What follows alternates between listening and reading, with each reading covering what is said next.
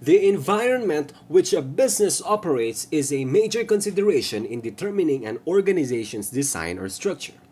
In today's discussion, we will learn how to effectively analyze the environment where we want to establish our own dream business. In order for the organization to be successful, it is important that it scans its environment regularly to assess its developments and understand factors that can contribute to its success. Environmental scanning is defined as seeking for and sorting through data about the environment. It is a process used by organizations to monitor their external and internal environments. In doing environmental scanning, we must consider the two environments that every business have. These environments are external business environment and internal business environment. External business environment is composed of all the outside factors or influences that impact the operation of business, while internal business environment is composed of various elements present inside the organization that can affect or can be affected with the choices, activities, or decisions of the organization. The external environment can be broken down into two types: the general external business environment and the specific external business environment.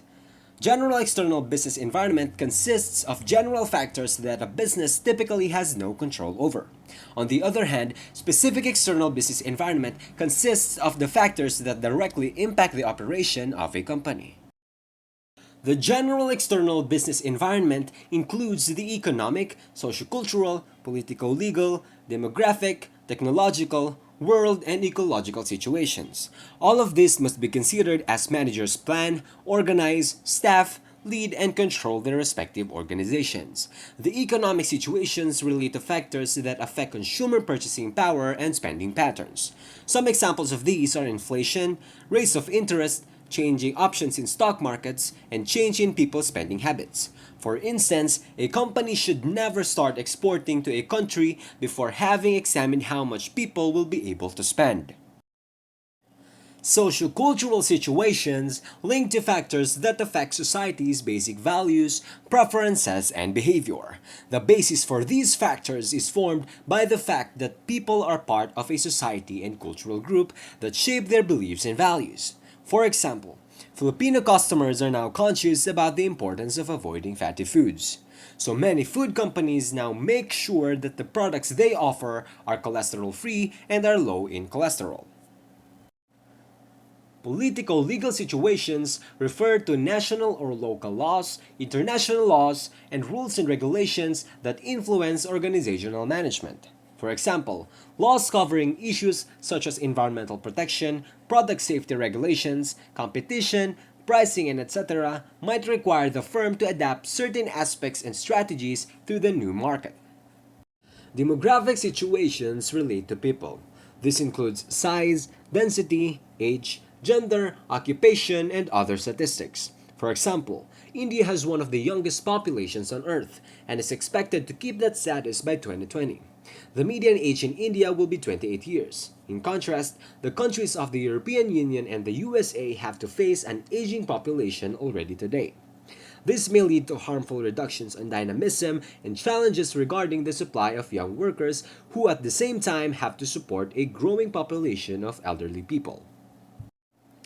Technological situations of companies involve the use of varied types of electronic gadgets and advanced technology, such as computers, robotics, microprocessors, and others that have revolutionized business management. World and ecological situations are related to the increasing number of global competitors and markets, as well as the nature and conditions of the changing natural environment.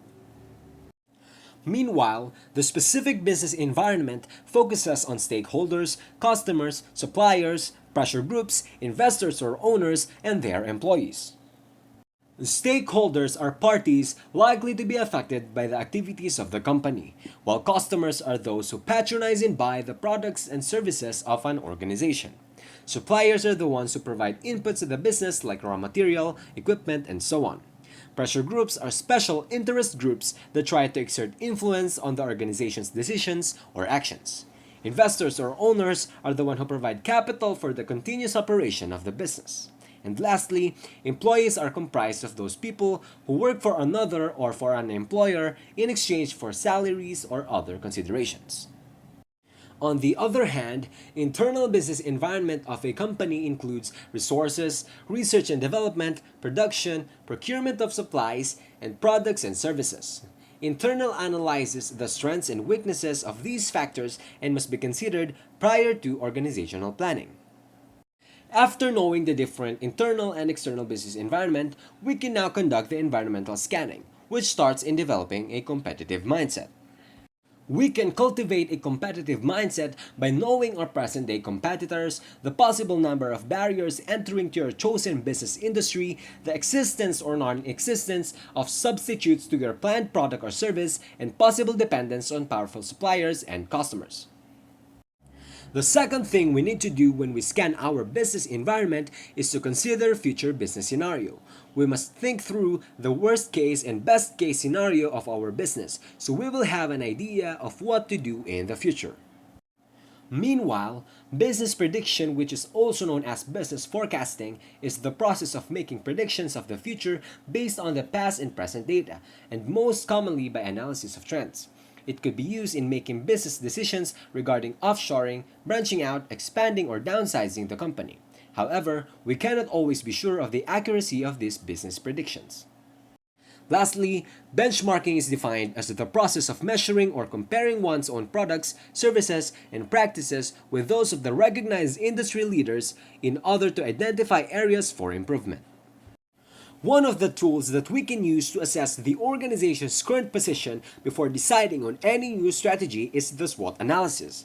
SWOT stands for strengths, weaknesses, opportunities, and threats. And so, a SWOT analysis is a technique for assessing these four aspects of your business. Strengths refer to the things that your organization does particularly well or in a way that distinguishes you from your competitors. Think about the advantages your organization has over other organizations. Weaknesses, like strengths, are inherent features of your organization, so focus on your people, resources, systems, and procedures. Think about what you could improve and the sorts of practices that you should avoid. Opportunities are openings or chances for something positive to happen, but you'll need to claim them for yourself. They usually arise from situations outside your organization and require an eye to what might actually happen in the future. They might arise as developments in the market you serve or in the technology you use.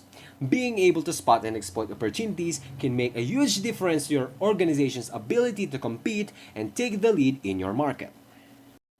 Threats include anything that can negatively affect your business from the outside, such as supply chain problems, shifts in market requirements, or shortage of recruits. It's vital to anticipate threats and to take action against them before you become a victim of them and your growth stalls. You can use SWOT analysis to make the most of what you've got to your organization's best advantage. And you can reduce the chances of failure by understanding what you're lacking and eliminating hazards that would otherwise catch you unawares. As future business managers, we need to have a constant and careful analysis of the internal and external environment of our organization in order to detect opportunities, threats, trends, important lessons, and weaknesses which can impact the current and future strategies of our organization. Identification of these variables can either be used to build strategies, either to expand the business or to minimize their impacts on the growth of the business.